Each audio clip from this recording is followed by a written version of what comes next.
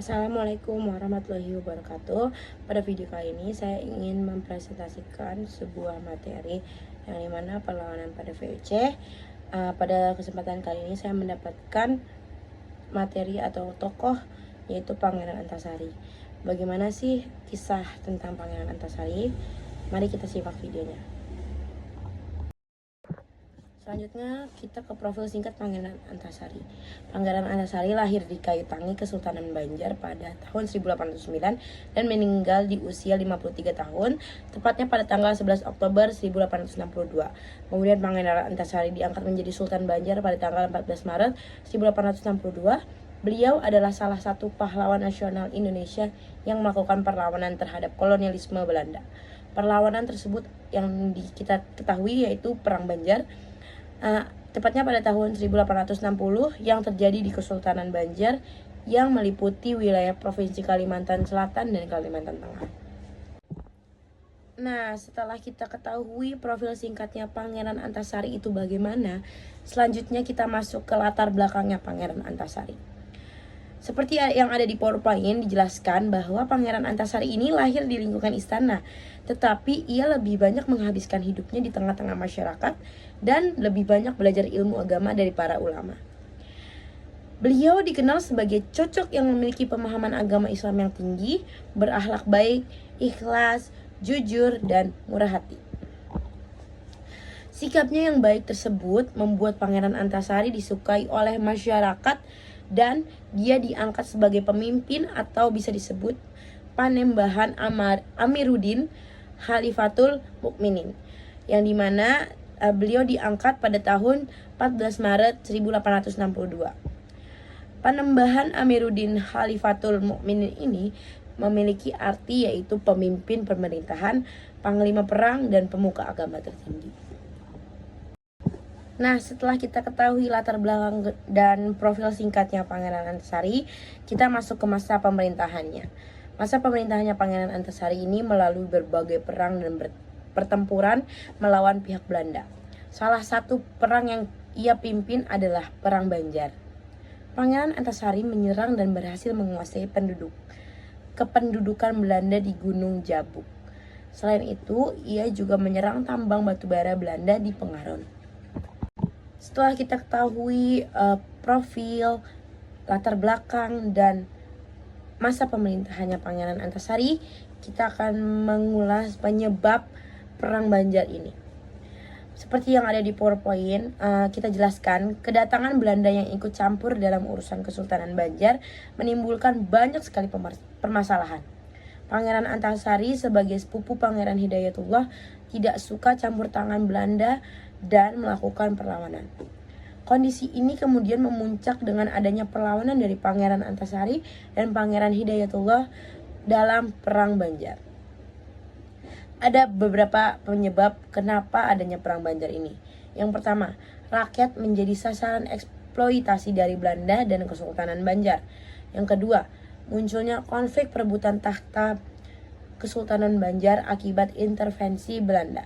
Kemudian yang ketiga, sikap semena-mena dari Tamjidillah yang ditunjuk Belanda sebagai Sultan Banjar.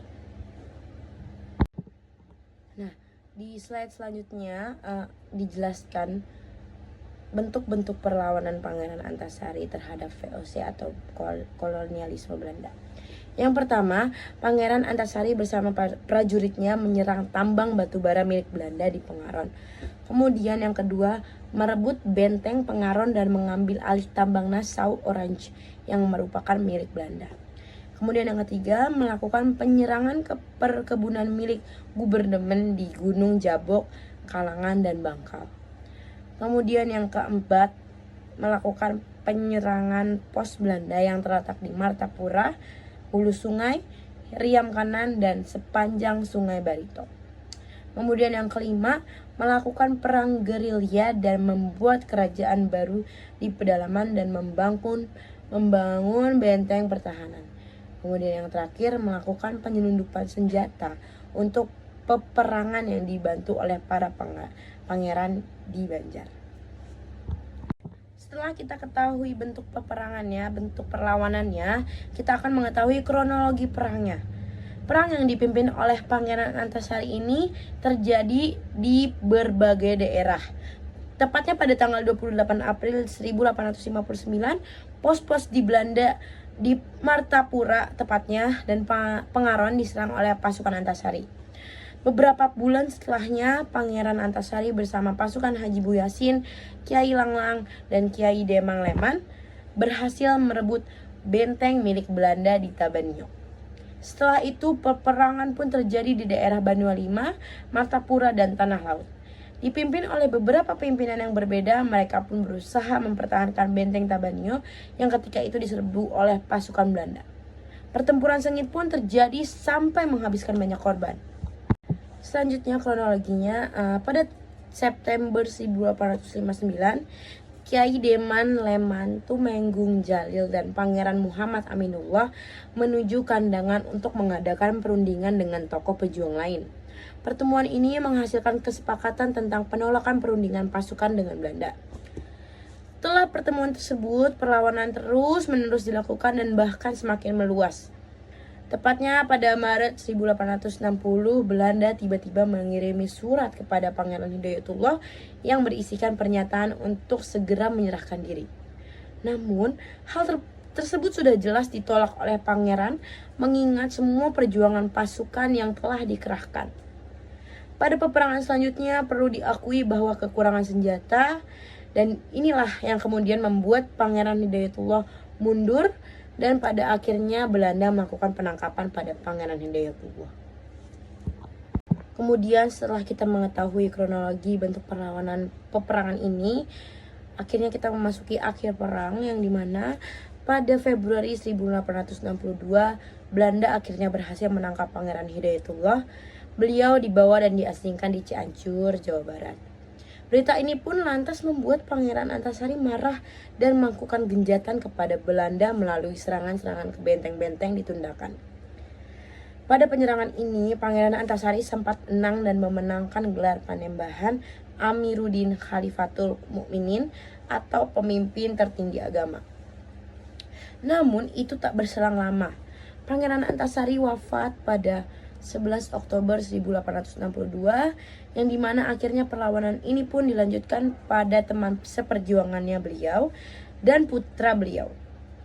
Belanda perlahan akhirnya menyadari kekuatan rakyat bergantung pada pemimpin mereka. Oleh karena itulah Belanda berusaha menangkap semua pemimpin yang ada di masa itu. Sampai pada akhirnya semua pemimpin gugur dan perlawanan rakyat Banjar dan Belanda pun berakhir. Kemudian setelah kita ketahui kronologi, bentuk-bentuk perlawanan, dan segala macam cerita tentang perlawanan ini, dan pada akhirnya kita memasuki hasil perlawanannya, yang dimana dari sekian banyak peperangan yang terjadi, Belanda belum bisa dihalau dengan tuntas dari Banjar. Dengan demikian, hasil perlawanan Pangeran Antasari terhadap Belanda disebut mengalami kegagalan. Meski pada beberapa lokasi pasukan Belanda berhasil ditaklukkan, dan sebelum perjuangannya melawan penjajah Belanda tuntas, beliau terpaksa harus berhenti dari perjuangannya tersebut. Hal ini terjadi disebabkan karena Pangeran Antasari mengalami sakit paru-paru dan cacat. Dan pada akhirnya kita sudah di penghujung presentasi ini, yang dimana penghujung presentasi ini kita akhiri dengan akhir hidup dari Pangeran Antasari, yang dimana beliau wafat pada tanggal 11 Oktober 1862 akibat penyakit tersebut, penyakit paru-paru dan cacar. Sesudah Pangeran Antasari wafat, perjuangannya diteruskan oleh kedua anaknya, yaitu Gusti Muhammad Said dan Gusti Muhammad Seman, atau biasa disebut dengan Sultan Muhammad Seman. Nah, itu tadi presentasi dari saya. Saya harap cukup memberikan kejelasan dari tokoh Pangeran Antasari, dan kurang lebihnya mohon dimaafkan. Semoga apa yang saya sampaikan dapat bermanfaat untuk kita semua. Terima kasih, presentasi ini saya tutup. Wassalamualaikum warahmatullahi wabarakatuh.